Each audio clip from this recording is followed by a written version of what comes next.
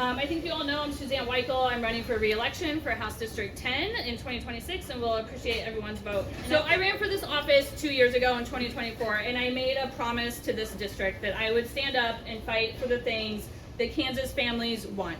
Good public schools, affordable health care, responsible tax policy, and affordable housing. And I've been clear since the launch of that first campaign that I will always prioritize children in my legislative work. Thank you. And I really mean that. When I am sitting in committee or there's a bill on the floor, I think to myself, is this good for the children? That is my guiding question when I'm in the legislature. And that means, I'll take it. That means, does this legislation in front of us ensure that the state will be able to meet our obligation to fund public schools? Does this legislation help families make ends meet at the end of every month or make it harder? Does it make it easier for people to see a doctor when they're sick or fill a prescription? Everything we do in Topeka has consequences for future generations of Kansans, and I am focused on making sure we're not shortchanging our future and shortchanging our children. And in the 2 years I've been in the legislature, I think I've kept my word to this district. I've championed Medicaid expansion and healthcare. Medicaid expansion, 15 years overdue in this state.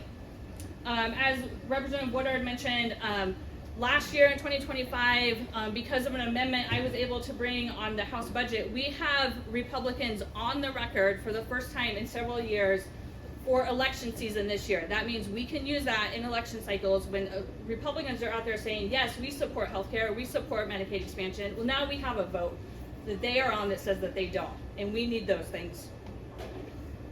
I'm always talking about childcare affordability, and the minority leader appointed me as his representative to serve on the Children's Cabinet.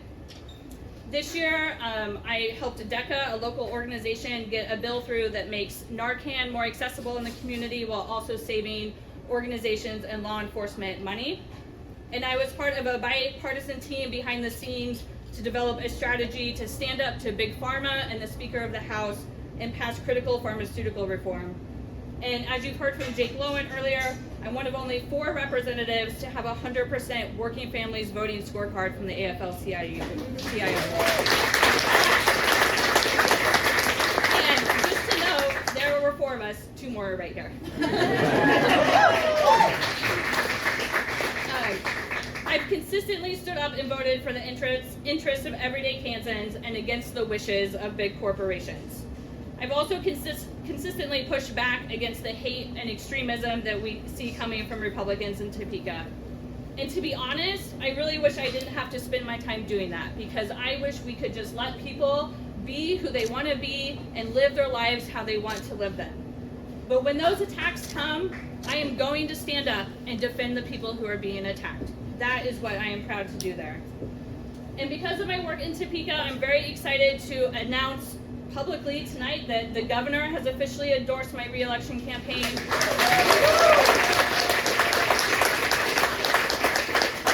And I've also been endorsed by former Governor Kathleen Sebelius and the members of the Lawrence delegation that are here tonight.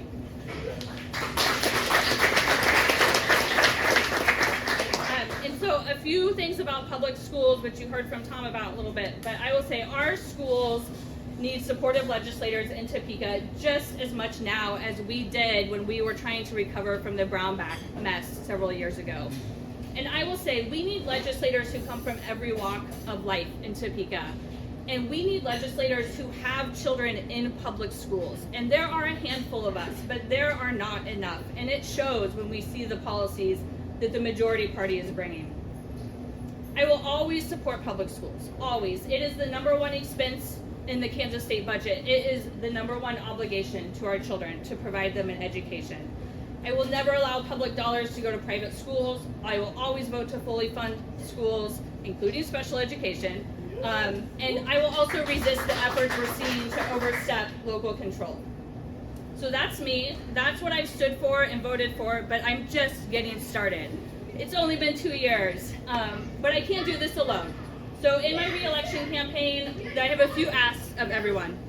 1, spread the word with your neighbors. Say, hey, are you registered to vote? Are you registered to vote as a Democrat in the August primary? Get out and vote for Suzanne Wikle. We have yard signs over here. If you want to take a yard sign, please do. Follow my social media accounts and please amplify those and share those around. Of course, if you're able to donate to my campaign, that is a huge help. Campaigns cost a lot of money, and I have been fundraising quite a bit for the past, for the past 2 years, really, but especially for the last month. And then right now, I would implore you to try to volunteer with any time you have. The biggest need I have right now is help knocking doors this summer. And I have some specific days when we're trying to get really large groups to get out and knock hundreds of doors, and I've had some people sign up. I really appreciate that. If you can't do one of those days, but you want to come out with me on a Wednesday night or Tuesday night and knock some doors with me, just let me know and I will make it happen. Okay, that's about me, but I'm going to shift a little bit and say August 4th, please vote for me. But it is not the only thing important on the ballot. We have a very, very, very important question on our ballot August 4th, and I want to make sure everyone understands. So when you go to the polls in August, there's going to be a question on your ballot asking you if we want to start electing our state Supreme Court justices. Currently, that's right, no. The answer is no, just to cut to the chase.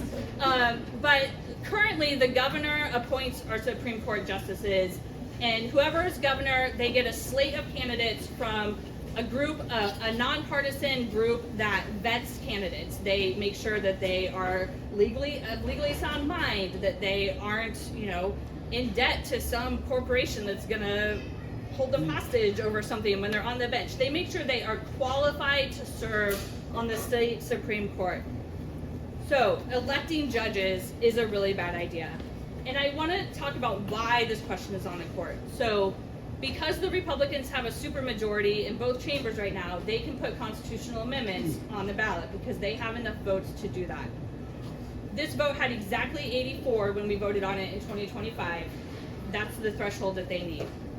There are two primary reasons that extremists on the right are pushing the constitutional amendment. One is because the state Supreme Court upheld our right to abortion and reproductive rights.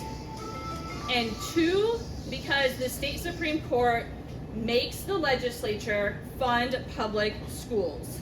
And I don't want this to get lost. There have been multiple court cases in the past, 20 years when the legislature has failed to fund public schools adequately. The state Supreme Court has said, no, you have to do this right. You have to meet your constitutional obligation. The checks and balances worked.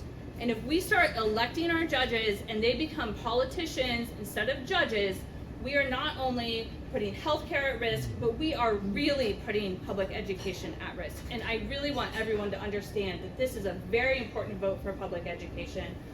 On top of that, next year in 2027, our school finance formula expires, which means the governor we elect this November is going to sign the next school finance formula for this state. Everyone needs to be getting out and supporting candidates who are pro-public education and who are going to keep those systems strong for us. Thank you all so much for coming out and for your support.